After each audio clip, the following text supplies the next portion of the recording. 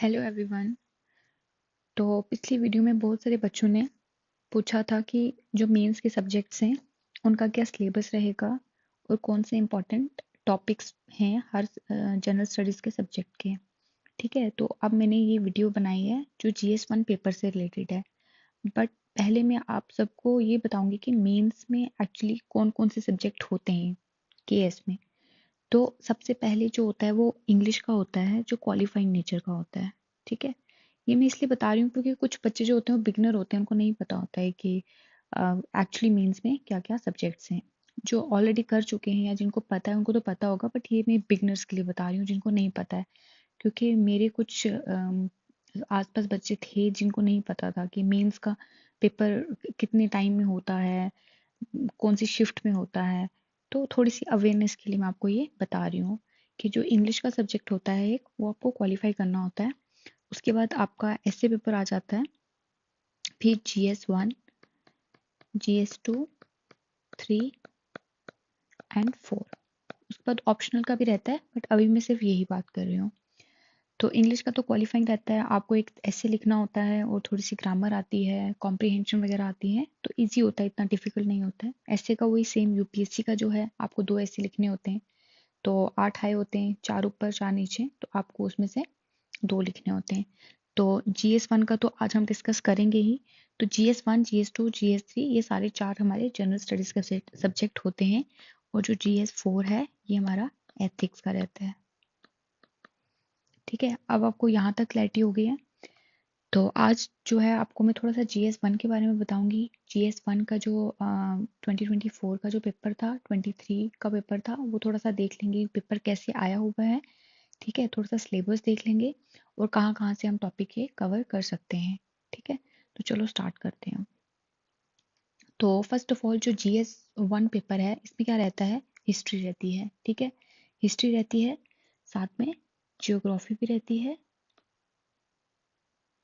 और सोसाइटी का पार्ट भी रहता है। ठीक है, तो पहले अगर हम हिस्ट्री की बात करें तो हिस्ट्री में मॉडर्न हिस्ट्री आ जाती है, मॉडर्न हिस्ट्री आ जाती है, एंशियंट मेडिवल आ जाती है, आर्ट एंड कल्चर आ जाता है, वर्ल्ड हिस्ट्री आती है, पोस्ट इंडिपेंडेंस आती है। बट ये जो सारे सब्जेक्ट यहाँ पे लिखे हुए हैं ना, ये UPSC में ज़्यादा मतलब इनका वेटेज रहता है कि इस अकॉर्डिंग ये आता है। बट यहाँ पे ऐसा नहीं है, यहाँ पे अगर देखेंगे तो यहाँ पे modern history, ancient medieval, art and culture जो है ये ज़्यादा इंपॉर्टेंट रहता है। तो ज्योग्राफी का तो बहुत वेटेज रहता है, सोसाइटी का आ जाता है पार्ट। सोसाइटी तो ऑब्वियसली पढ़नी होती है, बहुत बेसिक पढ़ लो, बहुत बेसिक बेसिक टॉपिक जो सिलेबस में दे रखे हैं उनका थोड़ा बहुत पता होना चाहिए। इतना सोसाइटी का नहीं आता है, बट कभी कभार आ जाता है। 2024 में नहीं आया था। तो मॉडर्न हिस्ट्री की बात करें तो मॉडर्न हिस्ट्री चाहे कोई बच्चा UPSC के लिए पढ़ रहा है, चाहे वो KS के लिए पढ़ रहा है, तो वो स्पेक्ट्रम से ही पढ़ेगा। ठीक है, तो स्पेक्ट्रम इसका एक बेसिक हमारा सोर्स रहेगा मॉडर्न हिस्ट्री के लिए। ठीक है, उसके बाद अगर हम एंशियंट मेडिवल की बात करें तो एंशियंट मेडिवल की अगर आपके पास कोई अपनी बुक है तो आप वहाँ से पढ़ लें, नहीं तो जो तमिलनाडु बोर्ड की बुक है वहाँ से भी आप अपने एक नोट्स बना सकते हैं, क्योंकि उसमें भी एक हर चीज़ का इकोनॉमिक, सोशल एंड ऑल ये सारे एस्पेक्ट दिए होते हैं तमिलनाडु बोर्ड की बुक में। नई वाली में भी दिए हुए हैं और जो पुरानी वाली है, और पुरानी वाली थोड़ी छोटी है तो आप वहाँ से कर सकते हो। आर्ट एंड कल्चर की अगर बात करें तो आर्ट एंड कल्चर की जो NCERT की बुक है आर्ट एंड कल्चर की, वहाँ से कर सकते हो। ठीक है, वर्ल्ड हिस्ट्री जो है वो मैंने आगे यहाँ दिया हुआ है। जो वर्ल्ड हिस्ट्री है वो आप कहाँ से कर सकते हो, वर्ल्ड हिस्ट्री जो है वो आप विजन की ले सकते हो, और पोस्ट इंडिपेंडेंस जो विजन का वैम आता है ना, वैल्यू एडिशन मटेरियल, आप वहाँ से कर सकते हो। ठीक है, ये आप थोड़ा सा मैंने ओवरव्यू दे दिया है। अगर हम इसका सिलेबस देखें, ठीक है, तो इसका सिलेबस में देखो मैंने आपको बता दिया कि इसमें क्या है, हिस्ट्री है, जियोग्राफी है, सोसाइटी है, ये सब पार्ट है। तो अगर इसका हम देखें, देखो क्या सिलेबस में दिया हुआ है और सिलेबस को ध्यान से देखना चाहिए। फर्स्ट ऑफ ऑल क्या दिया हुआ है, Indian culture will cover the salient feature of art forms, literature, architecture from ancient to modern time। तो हमें क्या करना है, जितना भी आर्ट फॉर्म है, लिटरेचर है, आर्किटेक्चर है, एंशियंट टू मॉडर्न टाइम सारा करना है। अभी जब हम आगे पेपर देखेंगे तो उसमें भी ये चीजें इसी तरह दी भी इसी तरह रखी हैं। तो अगर हम एंशियंट और मेडिवल की आर्ट एंड कल्चर की बात करें तो उसमें क्या आता है, लिटरेचर में क्या आएगा, भक्ति मूवमेंट्स वगैरह, जो भक्ति वाला पार्ट आ जाता है, गुप्ता चोला संगम का, ये सारा आ जाता है। आर्ट में अगर हम बात करें तो dance culture, Gupta, numismatic, temple वगैरह जो है ये आर्ट में आ जाता है। आर्किटेक्चर किसका इंपॉर्टेंट रहता है, चोला का, Indus valley civilization, rock cut, philosophy, stupa and all. ठीक है, उसके बाद अगर हम बात करें, ये हो गया हमारा हिस्ट्री का। और क्वेश्चंस की बात करें, देखो आर्ट एंड कल्चर की जो इंपॉर्टेंट टॉपिक हैं जो आपको करने ही चाहिए, ठीक है, जो आपको करने चाहिए वो क्या है, आर्ट एंड कल्चर के। Architecture and culture of Indus valley sites, ऊपर भी मैंने आपको बताया, modern arts and architecture, temple architecture, rock cut architecture, prehistoric paintings, Gupta empire का, गुप्ता पीरियड का जो भी आर्किटेक्चर था, टेम्पल आर्किटेक्चर था, पर्शियन लिटरेचर आ जाता है, Indian philosophy, bhakti and Sufi movements, Vijayanagar art and architecture. ये सारा जो यहाँ पे दिया हुआ है, आप इसका स्क्रीनशॉट भी ले सकते हो। ये सारा जो यहाँ पे दिया हुआ है, ये सारे आपको टॉपिक का एक हैंड रिटन नोट्स अपने बना लो, जहाँ से भी मिलता है मटेरियल, जरूरी नहीं है कि किसी एक से, अगर आप गूगल भी करोगे तो आपको इसके रिलेटेड कुछ ना कुछ मिल जाएगा। तो इसका थोड़ा थोड़ा जो एक एक पेज का आप अपना नोट्स बना लो। उसके बाद जो नेक्स्ट हमारा जो था वो क्या दिया हुआ है सिलेबस में, सिलेबस में दिया हुआ है modern Indian history from about the middle of the 18th century until the present significant events. ये देख लो, ये जो है ना, इवेंट्स, पर्सनालिटीज एंड इश्यूज, ठीक है, ये देखो, ये इसी में से आते हैं क्वेश्चंस। उसके बाद आता है फ्रीडम स्ट्रगल, जिसमें आपको वेरियस स्टेजेस बतानी है और जो भी कंट्रीब्यूटर थे या कंट्रीब्यूशन थे different parts of the country. ठीक है, तो ये वाला पार्ट जो है मॉडर्न इंडियन हिस्ट्री का आ गया, ऊपर आके आ गया इंडियन कल्चर का पार्ट आ गया, उसी में जो है एंशियंट एंड मेडिवल दोनों आ जाते हैं, क्योंकि हमें आर्ट फॉर्म, लिटरेचर और आर्किटेक्चर करना है, ठीक है, एंशियंट टू मॉडर्न टाइम तक। तो अगर हम बात करें मॉडर्न हिस्ट्री के टॉपिक्स की, तो मॉडर्न हिस्ट्री के टॉपिक्स हमें कौन से कवर कर लेने चाहिए, वो कौन कौन से, इंडियन सोसाइटी जो 18th सेंचुरी में थी, 18th सेंचुरी में डिक्लाइन ऑफ मुगल्स का हुआ, revolt of 1857, swadeshi boycott movement, moderate and extremist, rise of communism and socialism in modern India, Khilafat and non cooperation movement, civil disobedience movement, women issues हो गया, सारी जो personalities आ गई, रिफॉर्म मूवमेंट्स, एक्ट्स, ये सब हमको बहुत अच्छे से पता होना चाहिए। ये पर्सनालिटीज जो लिखी हुई है ना, Raja Ram Mohan Roy, Ishwar Chandra Vidyasagar, Mahatma Gandhi, doctor B R Ambedkar, Subhash Chandra Bose, ये तो बेसिक हमको आने ही चाहिए, टिप्स भी रहनी चाहिए, क्योंकि यूपीएससी तो पूछता है, केएस में भी बहुत आता है। ठीक है, तो ये हो गया मॉडर्न हिस्ट्री का। उसके बाद पोस्ट इंडिपेंडेंस का अगर हम देखें तो पोस्ट इंडिपेंडेंस में केएस में इतना ज़्यादा आता नहीं है, बट फिर भी हमें एक ओवरव्यू रहना चाहिए, क्योंकि सिलेबस में दिया हुआ है, तो कभी भी केएस वाले घुमा के क्वेश्चन पूछ सकते हैं। तो अगर आप पढ़ रहे हो तो पोस्ट इंडिपेंडेंस का विजन से पढ़ लो, और कौन कौन से टॉपिक करने हैं, linguistic reorganization, integration of princely state, land reform, social movement, जो पोस्ट इंडिपेंडेंस में हो रखा है, तो ये आप अच्छे से कर लो। अगर आप वर्ल्ड हिस्ट्री का कर रहे हो ना, तो वर्ल्ड हिस्ट्री में आपको जो भी इवेंट्स सिलेबस में दे रखे हैं ना, अब वो इवेंट्स देख लेते हैं क्या क्या सिलेबस में दिया हुआ है। सिलेबस में इनने दिया हुआ है इंडस्ट्रियल रेवोल्यूशन, वर्ल्ड वॉर्स जो दो रखी हैं, रीड्रॉल ऑफ नेशनल बाउंड्रीज हुआ, colonisation, decolonisation, political philosophies like communism, capitalism, socialism, ये सब हमको पता होना चाहिए। और जितने भी इवेंट्स हुए ना, उन इवेंट्स का हमें कॉजेस, ठीक है, कौन से इवेंट हुए, उनका इम्पैक्ट क्या रहा, और उनका एनालिसिस या उनका रेलिवेंस उस टाइम पे क्या था, ठीक है, ये हमें पता होना चाहिए वर्ल्ड हिस्ट्री के पॉइंट ऑफ व्यू से। और वर्ल्ड हिस्ट्री का हमें बहुत ज़्यादा नहीं करना है, यूपीएससी में भी एक ही क्वेश्चन आता है, अगर यहाँ आएगा भी तो एक ही आएगा, बट आता नहीं है इतना, वर्ल्ड हिस्ट्री से नहीं पूछते हैं यहाँ पे। तो उसके बाद क्या रहा आगे, उसके बाद इंडियन सोसाइटी है। इंडियन सोसाइटी में ये वाले पार्ट आते हैं, salient feature of Indian society, जो भी सारे लिखे हैं, secularism, casteism, regionalism, role of women and women organization, poverty, urbanization, effect of globalization on Indian society. देखो सिंपल सी बात है, आप कोई भी किसी का भी ऑप्शनल, अगर एंथ्रोपोलॉजी है वो भी ये सब पढ़ेगा, अगर किसका सोशियोलॉजी है वो भी ये पढ़ेगा। तो ये इंडियन सोसाइटी का पार्ट जो है बेसिक तो आपको पता होना चाहिए, क्योंकि कल को आपने एथिक्स का पेपर भी देना है, आपने ऐसे भी लिखना है, तो आपको ये जो जो भी यहाँ दिया हुआ है ये तो आपको पढ़ना चाहिए, और आता भी है पेपर में। ठीक है, तो हमने क्या देख लिया, हमने देख लिया हिस्ट्री का पार्ट देख लिया, मॉडर्न हिस्ट्री का भी देख लिया, आर्ट एंड कल्चर का भी देख लिया, इंडियन सोसाइटी का भी देखा, वर्ल्ड हिस्ट्री का भी हो गया। ठीक है, उसके बाद जियोग्राफी का पार्ट भी है। जियोग्राफी में अगर यहाँ पे सिलेबस में क्या दिया हुआ है, ये एक्चुअली ऑफिशियल सिलेबस है, वो थोड़ा सा टॉपिक्स अलग अलग किया हुआ है।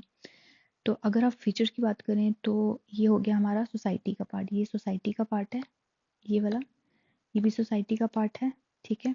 Effect of globalization on Indian society, ये ग्लोबलाइजेशन का जो इफेक्ट है इंडियन सोसाइटी में हर किसी पे कितना इम्पैक्ट पड़ रहा है, यंगस्टर पे क्या पड़ रहा है, एल्डर्स पे क्या पड़ रहा है, ये सब इस तरह से थोड़ा थोड़ा ओवरव्यू हमें पता होना चाहिए। उसके बाद selling feature of world physical geography, तो ये आप एनसीईआरटी अगर आपने पढ़ा हुआ है ना, एनसीईआरटी से हो जाता है, एनसीईआरटी अगर किसी ने अच्छे से किया हुआ है तो। उसके बाद की natural resources across the world, तो ये सब जो हम प्री के लिए पढ़ रहे हैं ना वो यहाँ पे काम आएगा। उसके बाद ये जो इम्पोर्टेंट जियो फिजिकल फिनोमिना हो गया, अर्थक्वेक एंड सुनामी, ये हम डिजास्टर मैनेजमेंट में भी करेंगे और हमें यहाँ पे भी अच्छे से कर लेने चाहिए क्योंकि ये आता है पेपर में, ये इंपॉर्टेंट पार्ट है। तो ये सारा आप एनसीईआरटी से जहाँ से भी आपने कर रखा है प्रीलिम्स के लिए वहाँ से कर सकते हो इसको। उसके बाद अगर हम जियोग्राफी के यहाँ पे टॉपिक देखें, थोड़ा सा एक्सप्लेन किए हुए हैं कि जो आपको पता होने चाहिए, जैसे एटमॉस्फेयर हो गया, क्लाइमेटोलॉजी हो गया, ओशियानोलॉजी हो गया, उसके बाद अर्थ interior, cyclones, landslide, floods, glacial lake and all, cloud burst हो गया, वो आपको पता होना चाहिए। मतलब ये आपको थोड़ा सा इसका बेसिक बेसिक आपको पता होना चाहिए कि ये कैसे होते हैं, इनका रीजंस क्या है, कहाँ पे हो रहे हैं, रिसेंट एग्जाम्पल क्या है, तो ये थोड़ा थोड़ा आपको कर लेना चाहिए, ठीक है। उसके बाद ये थोड़ा सा इकोनॉमिक ज्योग्राफी का भी पार्ट आ जाता है, मेजर क्रॉप्स एग्रीकल्चर का पार्ट है। तो ये सब आप देख लेना, स्क्रीनशॉट ले लो इसका और कर लेना इसको, ठीक है। अब ये सब तो हो गया। अब नेक्स्ट अगर हम देखें, देखो इस साल का जो 2024 का पेपर था वो कैसे आया हुआ था। पहला क्वेश्चन देखो, write a short essay on Purusharthas. Purusharthas ये किसका पार्ट हो गया, ये हमारा एंशियंट हिस्ट्री का पार्ट है, ठीक है। तो जिनने एंथ्रोपोलॉजी पढ़ा है तो उनको तो ये पता हुआ होगा, ठीक है, क्योंकि ऐसे बेसिक बच्चों ने नहीं शायद किया होगा, बट एंथ्रोपोलॉजी वालों को ये पता हुआ होगा। तो ये देख लो, इस तरह से क्वेश्चन आया हुआ है, जो येलो से मार्क किए हुए एंशियंट हिस्ट्री के हैं, और ये भी एंशियंट हिस्ट्री का ही पार्ट है सेकंड क्वेश्चन जो है, बट ये करंट अफेयर में था, डोलावीरा को मिला था, तो ये करंट अफेयर का। सबसे बड़ी बात ये है कि अगर आप हिस्ट्री का भी करके जा रहे हो तो जो करंट अफेयर में चल रहा होगा ना कुछ, वही हिस्ट्री का इसमें आता है, ठीक है। तो आप हिस्ट्री भी करके जा रहे हो तो करंट अफेयर भी देख के जाओगे, करंट अफेयर में कौन सा टॉपिक आया है, मतलब केस का मतलब 99% है कि वो पूछते हैं वहां से। अब देखो, नीला माता पुराण मिला हुआ है, ये जेएंडके का टॉपिक, मतलब जेएंडके से रिलेटेड भी क्वेश्चन डाले हुए थे। जो भी रेड से मार्क हुआ है ना, ये रेड से मार्क हुआ है, ये ये ये सारे जेएंडके वाले क्वेश्चन हैं, देख लो। शंकराचार्य टेम्पल ऑफ कश्मीर, इस पे क्वेश्चन आया हुआ है।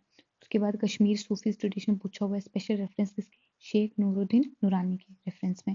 फिर explain the impact of Anglo Sikh war जो हुआ था, उसका जेएंडके पे क्या इम्पैक्ट पड़ा था, तो ये जेएंडके से रिलेटेड हो गया। आप हिस्ट्री पढ़ रहे हो तो आप कर सकते हो, और थोड़ा सा एक जो है जेएंडके का कोई भी बुक जहाँ से भी आपने कर रखा है तो आप वहाँ से इसको कर लो। जेएंडके की कोई बुक आती है आप शॉप से ले लो, उसको पढ़ो हिस्ट्री में, तो वहाँ से ये टॉपिक कवर हो जाते हैं। उसके बाद लिटरेचर का, वैदिक लिटरेचर का आया हुआ है,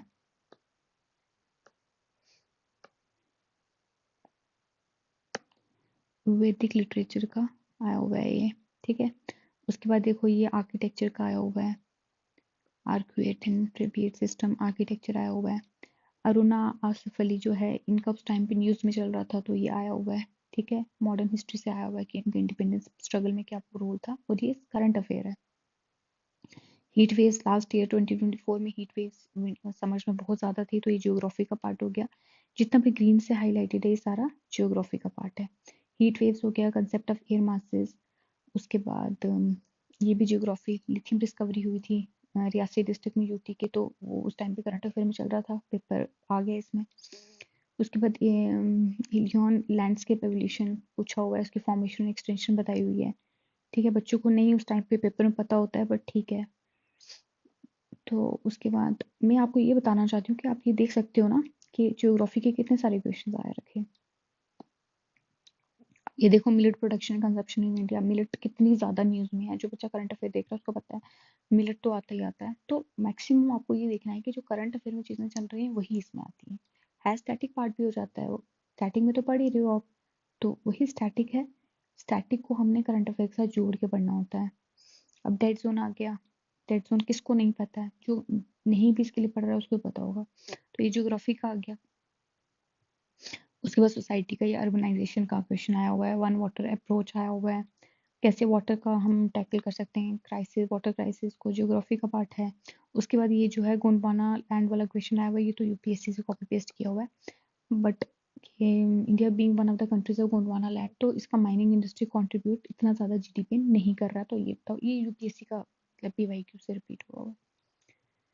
तो अब आप देख सकते हो ना कहाँ कहाँ से क्वेश्चंस आ रखे हैं। एक और ईयर का पेपर देख लो, ये Naga style of temple architecture in India आया हुआ है। यूनेस्को वर्ल्ड हेरिटेज लिस्ट में से जो लेटेस्ट इंक्लूड हुई है उसके बारे में बताओ। लिटरेरी कंट्रीब्यूशन क्या है गुप्ता डायनेस्टी का, ये बताओ।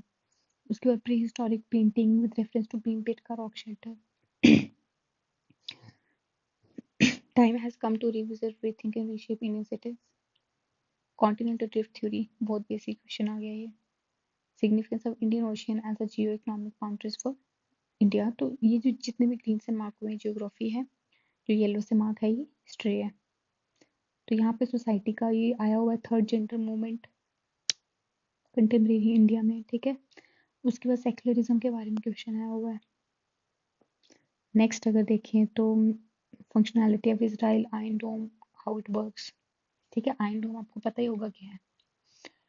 उसके बाद what is intangible cultural heritage, ठीक है। UNESCO intangible cultural heritage specially ने दुर्गा पूजा के बारे में पूछा, और ये करंट अफेयर का पार्ट है। Relevance of Swami Vivekananda thoughts, ये भी करंट अफेयर से आया हुआ है। नेशन बिल्डिंग का क्वेश्चन आया हुआ है इंडियन सोसाइटी पे, आपको स्ट्रेंथनिंग ऑफ प्लुरैलिटीज का बताना है, ये सोसाइटी का पार्ट है। इंडियन फ्रीडम मूवमेंट के बारे में पूछा हुआ है यहाँ पर। उसके बाद biophysical significance of eastern Ghats in India पूछा हुआ है, स्टेप्स पूछे हैं कि हम उनको कैसे कंजर्व कर सकते हैं। तो ठीक है, ऑल ओवर अगर आप देखोगे तो देख लो, अगर आप देखोगे तो सोसाइटी का भी आपको करना ही है, ठीक है। उसके बाद जियोग्राफी और हिस्ट्री का पार्ट आपको बहुत अच्छे से करना है। देखो वर्ल्ड हिस्ट्री का पोस्ट इंडिपेंडेंस का कोई क्वेश्चन नहीं आया हुआ है, तो बस ठीक है, जितना